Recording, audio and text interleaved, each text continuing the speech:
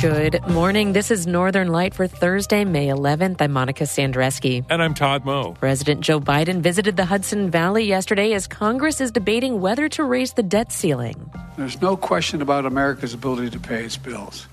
America has the strongest economy in the world, and we should be cutting spending and lowering the deficit without a needless crisis.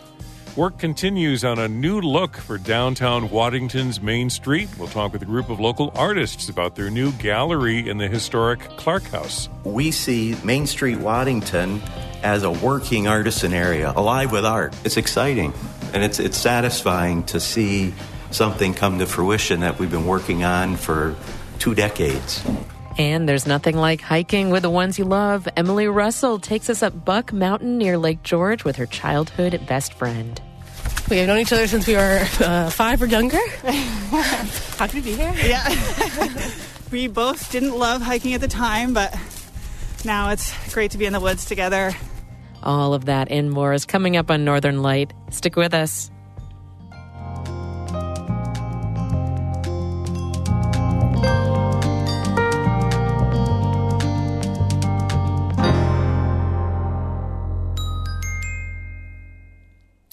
Broadcast of Northern Light here on North Country Public Radio is supported by Cronin's Golf Resort, a regional destination for golf, dining, and lodging in the Southern Adirondacks. Details at croninsgolfresort.com. And AdirondackExplorer.org and the AdirondackAlmanac.com, seeking solutions to the Adirondack Park's challenges in print and online.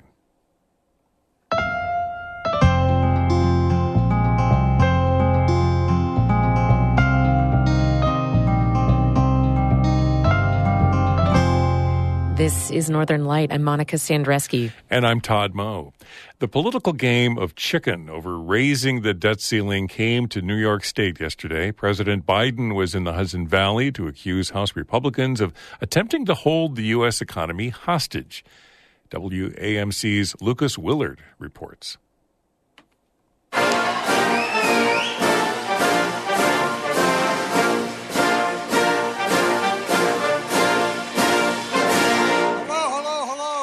The visit to SUNY Westchester was Biden's first trip to the Hudson Valley since appearing at IBM's Poughkeepsie plant in October.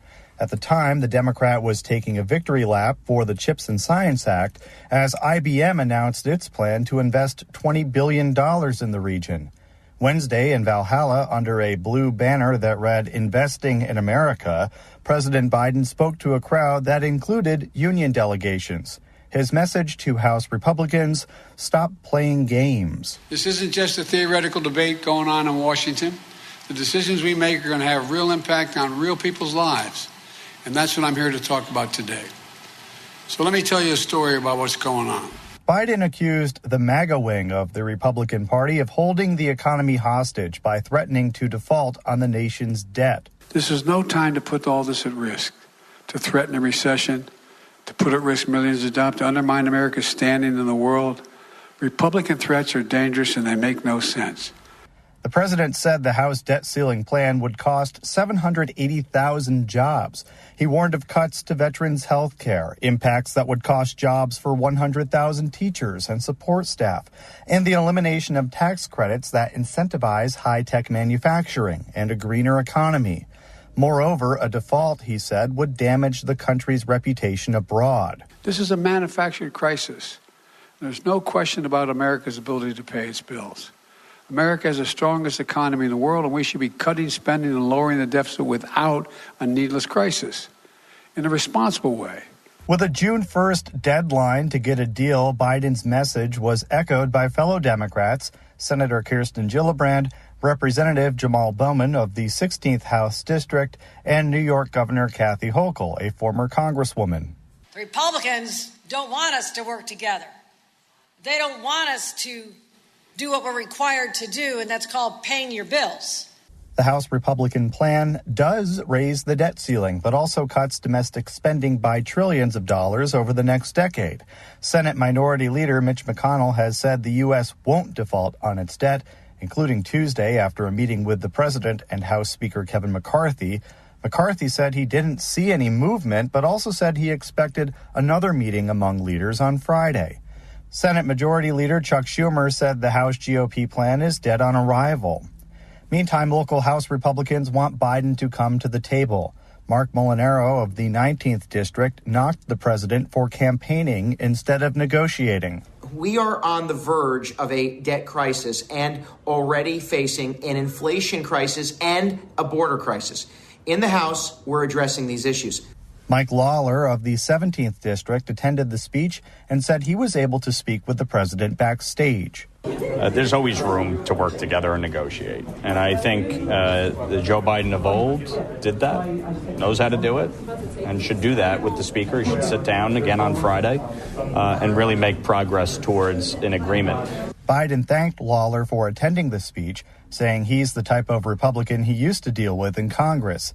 Meantime, the president continues to cite major legislation such as the American Rescue Plan Act and Inflation Reduction Act and economic growth under his presidency, including 12.7 million new jobs.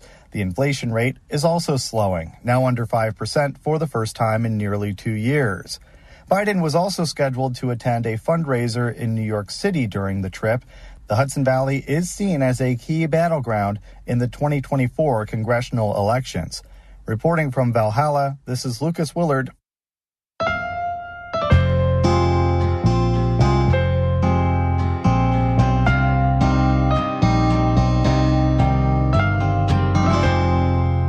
Governor Kathy Hochul says she does not plan to seek further changes to the state's bail reform laws. The Buffalo News reports that the issue dominated Hochul's first two budgets as governor and was the main reason this year's spending plan was 32 days late. The latest change Hochul negotiated gives judges more discretion to set bail for people accused of serious crimes. She told the Buffalo News the revisions will limit confusion for judges. The Adirondack Park Agency meets for its monthly meeting today. On the agenda is a potential change to its public comment policy. The agency received more than 600 comments about that policy, a majority of which urged the APA not to limit when the public can speak up during its meetings. Also on today's agenda is further discussion about road mileage limitations in the park's wild forest lands and the use of an herbicide on Lake Luzerne in Warren County. The Adirondack Park Agency's meeting in Raybrook starts at 9:30 this morning and is open to the public. There's also a live web stream on its website, apa.ny.gov. The veterinary tranquilizer xylazine is becoming more and more of a danger. It's increasingly found mixed in fentanyl and other opioids and is responsible for more overdose deaths across the North Country. In Syracuse, local officials and addiction groups are mobilizing to get newly available xylazine testing strips out to communities. WAER's Taryn Mento reports. At least 6,000 testing strips for the sedative are rolling out to harm reduction and treatment centers in Syracuse. Manufacturer BTNX Inc. from Canada released theirs 6 weeks ago. CEO Iqbal Sundarani says they've been getting lots of interest since the report showing the tests work well. New York Health, Baltimore has contacted us.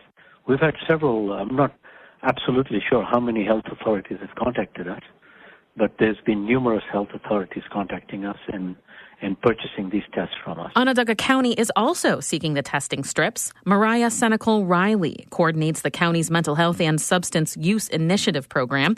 She says they're moving forward with a purchase after colleagues at New York City's health department did a check on the strips. We were just waiting to hear what their thought was on it and if it was worth the investment because they are significantly more expensive than the fentanyl testing strips. BTNX Inc.'s fentanyl strips are $1 a piece. Xylazine ones are $3 each. CEO Sundarani says needed materials to produce the tests are so new and therefore costly. But he says that'll balance out as demand ramps up. And our production cost comes down, we will pass that on to the harm reduction industry. Xylazine can cause breathing complications and skin ulcers, but fentanyl is the more fatal substance. The county already makes fentanyl strips freely available. In Syracuse, I'm Taryn Mento for North Country Public Radio.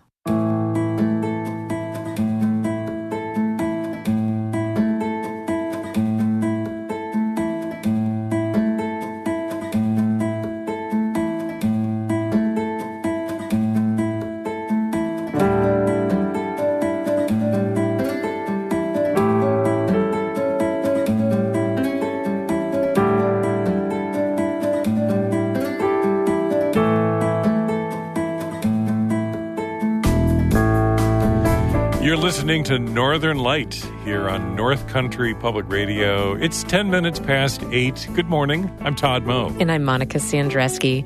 Just ahead, the rebuilding power of the arts in Waddington, a community along the St. Lawrence River. Conversations with artists and community leaders coming up in just a few minutes here on Northern Light.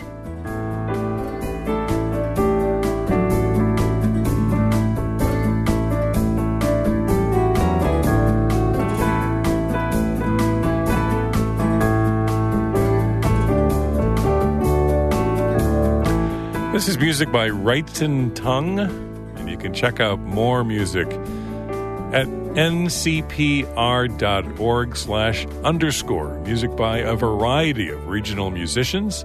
Check it out anytime. ncpr.org/_. Northern Light is supported by Gray & Gray & Associates, CPAs, an accounting and financial services firm in northern New York, with offices in Canton, Potsdam, and Spring Hill, Florida.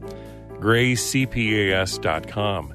And by Rickard Environmental Associates, a New York State licensed, woman-owned and operated engineering firm in Keene, helping to maintain environmental compliance in the Adirondacks for 3 decades. Learn more at rickardenvironmental.com.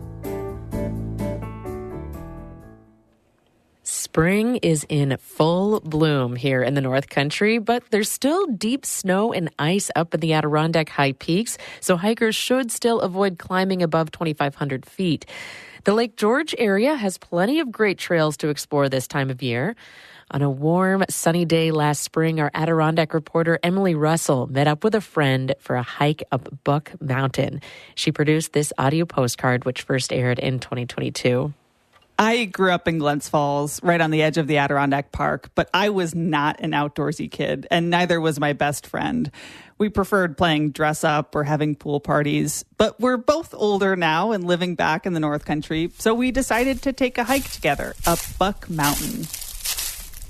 Today is a special day because I get to hike with my childhood best friend who lives in Glens Falls.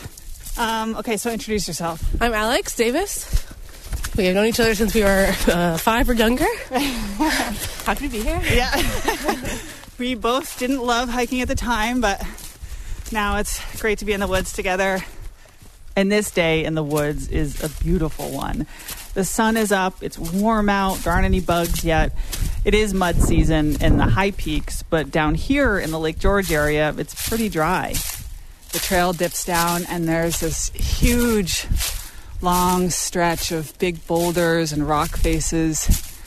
A bit of ice just broke off. We hear it fall and shatter against the rock, the sound of winter succumbing to spring.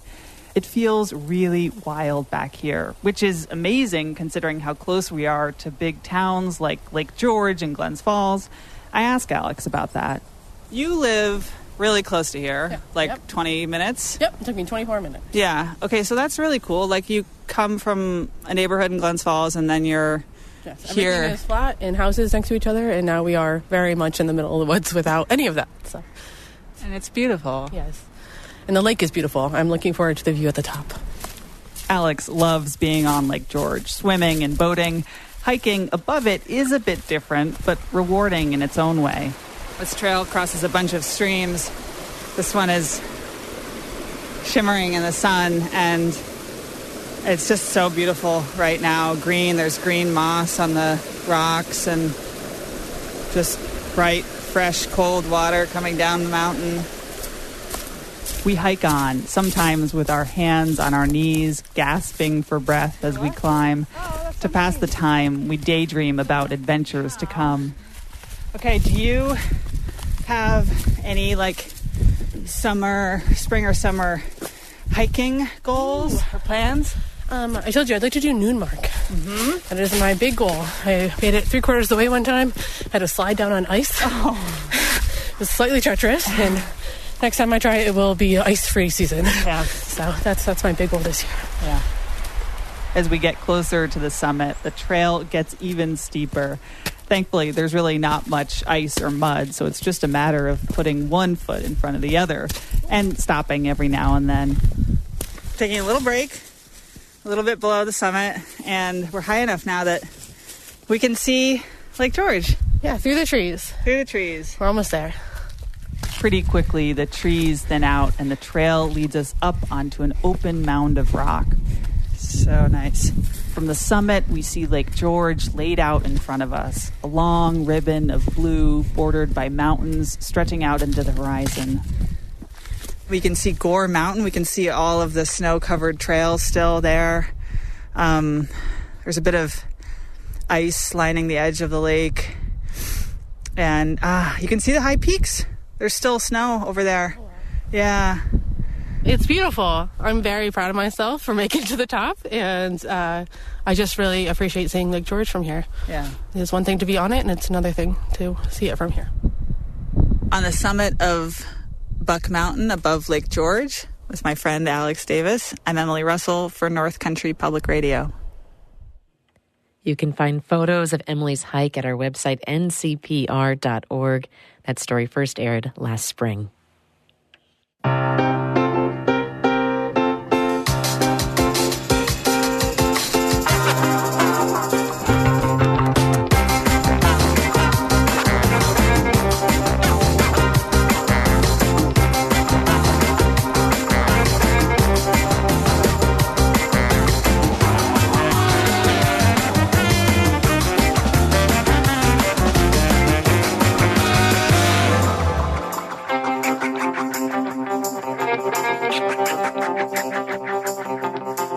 You're listening to Northern Light here on North Country Public Radio. I'm Todd Moe. And I'm Monica Sandreski.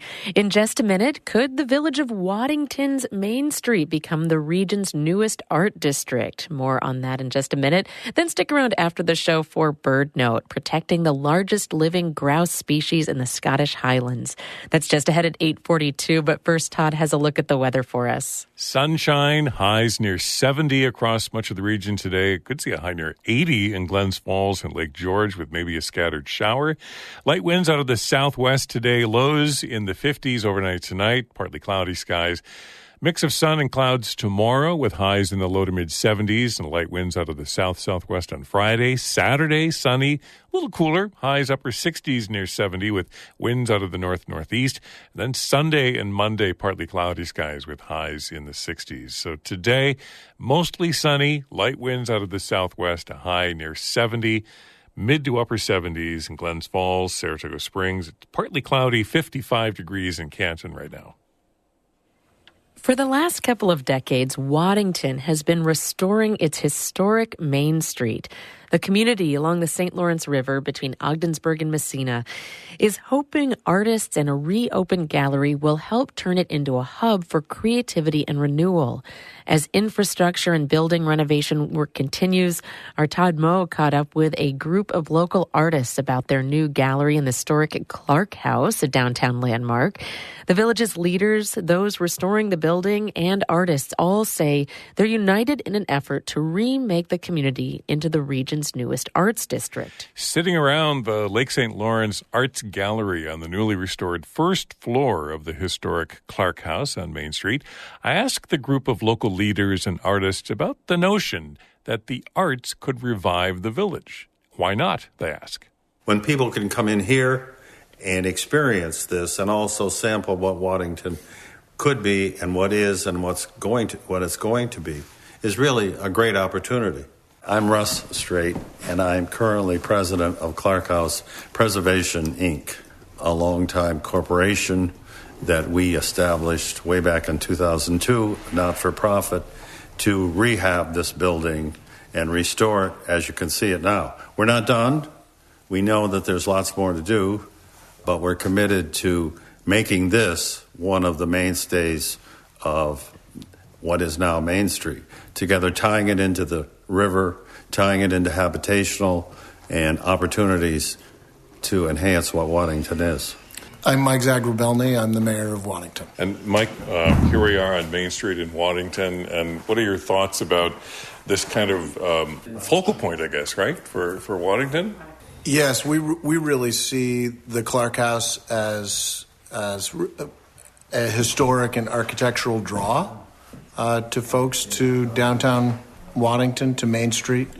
It's a delicate balance of drawing people in and respecting local residents and the taxpayers here.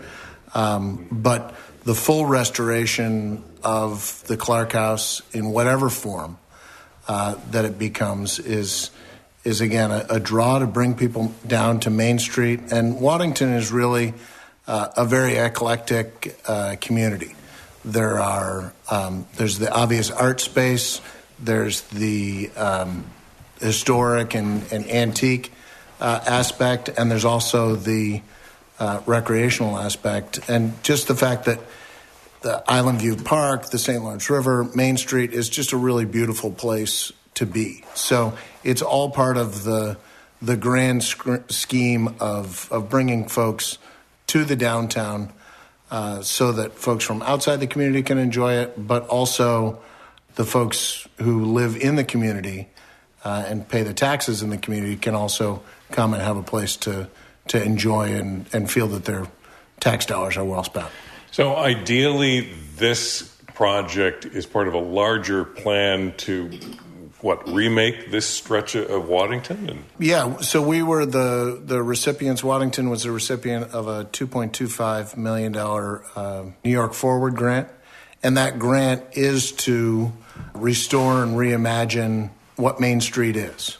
And again, to provide funding for projects like the Clark House, projects like the Waddington wants to build a new museum, to work on facades along Main Street, and even the streetscape of Main Street. So it's really a combination, not necessarily of reinventing and remaking, but trying to draw from the past and look to what the current trends are and marry those two together so that we create a welcoming and walkable community for both visitors and residents year-round as much as possible. This weekend, the gallery will reopen in the Clark House, its new home. After losing its lease from a site a few doors down, artists were offered the space in the Clark House. They spent last winter and early this spring painting and prepping the space for the new gallery. Susan Riley is a weaver and longtime member of the gallery. Her vision is Waddington becoming a sister community with Merrickville, Ontario, where the arts have thrived. Being a part of putting this together was incredibly humbling with how much enthusiasm and support people had with us being here. The members that are part of the gallery and people in the community. And I have not heard anything negative about it at all. You know, it's always, everything I've heard has been very, very supportive. And it's a beautiful area. We're not at the end of the earth. We are really in the center of all this incredible opportunity for artists to come.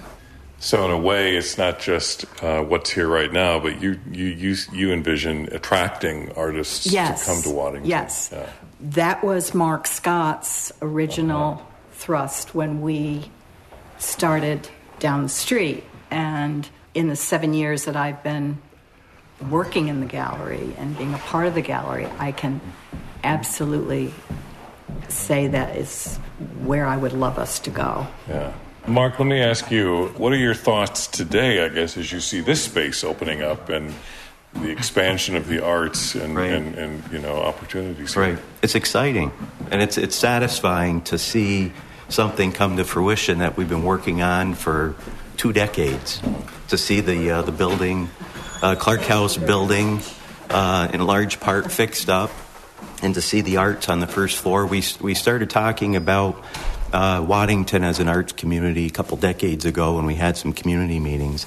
And it's so nice to see the group grow. The group is double in size. And so as Susan said, we see Main Street Waddington as a working artisan area, alive with art. So it's not just this building, but there are other buildings along here that could be, they're available right now. So if there are any artists out there listening, Waddington is a perfect place to come and set up shop, not just a gallery, but to have it alive with art. You know, we would like to see some potters. We want to see some painters. We want to see some glass blowers. That's similar to what Susan said, like Merrickville. This is a perfect spot on the waterfront. I'm Beverly Patchen, photographer. When I see what we have come from to what is here now, it's amazing. Yeah. And more people, more activity, more enthusiasm is just growing. I really like the artists to talk, but I'm Daphne Pickard. I'm a member of the gallery, and I'm also on the Clark House Preservation Board, so I've kind of been a liaison between the two organizations. Working with these artists has been very rewarding for me. Are you from the area? I am. I'm right here in Waddington. Yeah. I'm retired. I was the CEO for St. Lawrence ARC. Uh-huh. And didn't really have time to give much back to the community while I was working. So since then, since retirement, I've gotten involved with both of these groups, and it's a great experience. Stephen Cobb, Quiet Racket Studio, lifelong St. Lawrence County resident. Waddington has always been one of the nicest village downtown main streets I think you can find in the county. I'm tickled. I'm thrilled. We have beautiful space and a great space for the arts here. I want my work to be appreciated. So it's important to support the arts and support the gallery.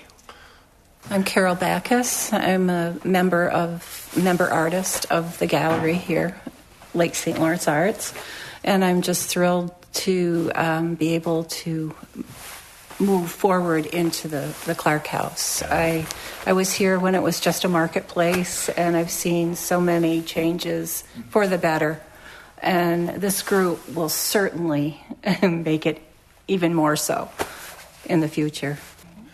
It's just a wonderful experience, and I can say that for any artist interested in coming to Waddington, it would be worth their while. Some of the artists who are members of the gallery at the Lake St. Lawrence Arts in Waddington, and you are invited to see the new gallery space this weekend during a grand opening on Saturday from 2 to 5 in the afternoon, and again Sunday noon to 3. That's the new space for the gallery on Lake St. Lawrence Arts in Waddington. It's right on Main Street, Saturday afternoon 2 to 5 and Sunday noon to 3. There's more information on their website, lakestlawrencearts.com. Time now is coming up on 28 minutes past 8. And I want to remind you as well that there is music coming up tomorrow night, Friday night at St. Bernard's Church in Saranac Lake. Northern Lights Choir, directed by Helen DeMung, will be presenting their spring concert of Americana songs and some great choral pieces from many different genres. Tickets are available at the door tomorrow night, 7:30, St. Bernard's Church in Saranac Lake. And coming up tomorrow morning during Northern Light, we'll hear from Helen about the Friday night concert that's coming up tomorrow morning during Northern Light. So many galleries open these days with wonderful new exhibits, including at the Adirondack Artists Guild in Saranac Lake. Their series exhibit Celebrating Flora features floral artwork by guild members, including 15 members. Gallery hours are Monday through Saturday from 11 to 5 and 11 to 3 on Sundays. You can find out more at AdirondackArtistGuild.com.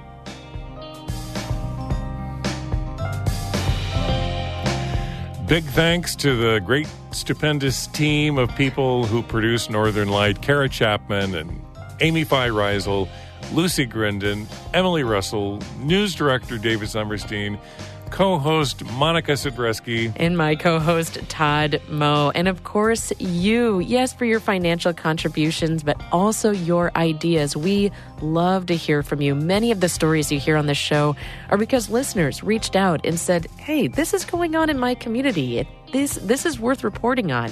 Send us an email, news@ncpr.org. You can keep up with the station throughout the day on Instagram, Facebook, and Twitter, and at our website, ncpr.org. Our theme music is by Danny Thomas. I'm Monica Sandreski.